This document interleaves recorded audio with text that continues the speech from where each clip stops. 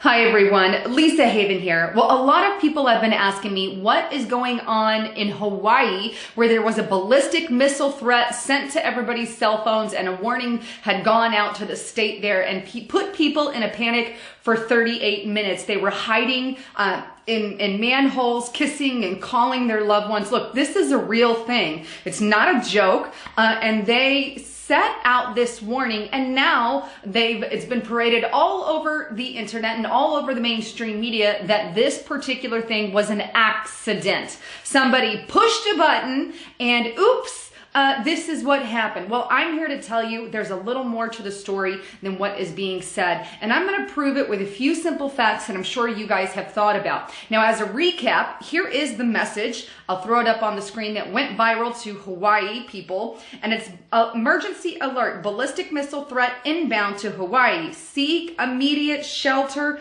This is not a drill. Well, here's the thing. Again, 38 minutes later, they told everybody, oops, it was an accident. Somebody accidentally pushed a button. Sorry about that. Meanwhile, people are going into a straight up panic. But I'm here to say that the nuclear false missile alert isn't an accident. Now, that's purely my opinion and speculation. Why am I saying it's not a false alarm?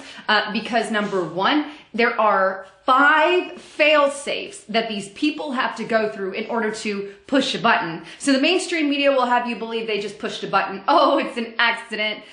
Oops. No.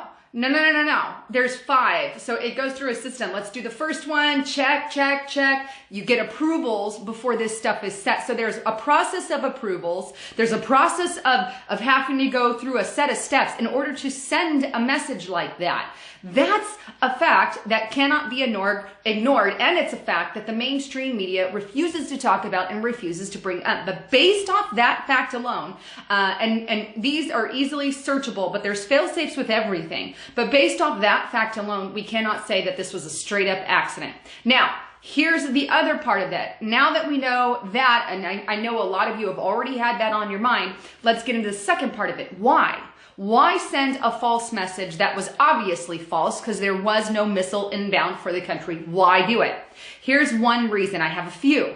And these are purely opinion, speculation again, but predictive programming for the American people in order to get us ready psychologically for nuclear war. I think this is one thing. We have to think about why put so many people in a panic, a straight up panic. This is horrible. This is very bad to do. People are hiding in sewers and bathtubs and all over the place, preparing themselves for death, if you will. But that is what happened there. So one, it's this predictive programming to get us ready. 2, I think it's to study humans, because that's what they often do.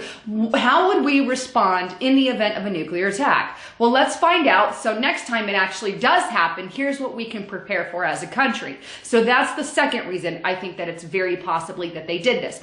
The third reason, I think they want to blame Donald Trump. Now, here's something else you need to remember. The accidental mistake came at the state level, not the federal level. Donald Trump's federal level. Then we have a state level. But now, just because he is good old-fashioned president of the United States of America, they're attempting to make him look bad. This is why it's plastered all over mainstream media. And fourth, and probably one of the most important points, is it's a freaking distraction. Every single time something like this happens, there is distraction. What's it a distraction from? Well, very likely uranium-1 deal.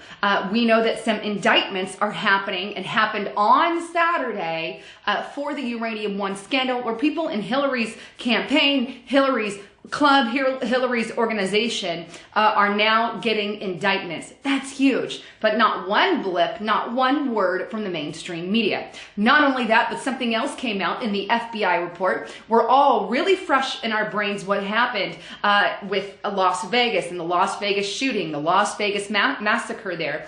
Well, now in the FBI file, according to the reports, they are pondering a possible second shooter. Something that here on my channel I've expanded on many times. Well, that's in the FBI report for the Vegas massacre. So those are 2 major distractions in which that people are getting their eyes off of that and focusing on what happened in Hawaii. So I've been doing my job long enough to know that when something like that happens, there's often something going on the other side that we're not aware of. There's also multiple reasons in which they do things like this. Again, predictive programming, studying the population, a distraction from uranium one, a distraction from what's going on and Las Vegas massacre, and then of course they can blame it on Donald Trump because that is what they always do. But anyhow, I wanted to bring you the latest on all of that because let's just be frank and honest. We know that it wasn't some accidental push of one button that sent this thing and made it viral. No, there's fail-safes for this system. And that we are well aware of. Anyhow, I wanted to bring you the latest on all of that. Please don't forget to check out my partner at virtualshield.com/go/Lisa Haven. There's 20% off at that link. Just click the link below and make sure you're scrambling your IP address. And also don't forget to subscribe to my channel. Recently, there's been a swipe of all kinds of stuff.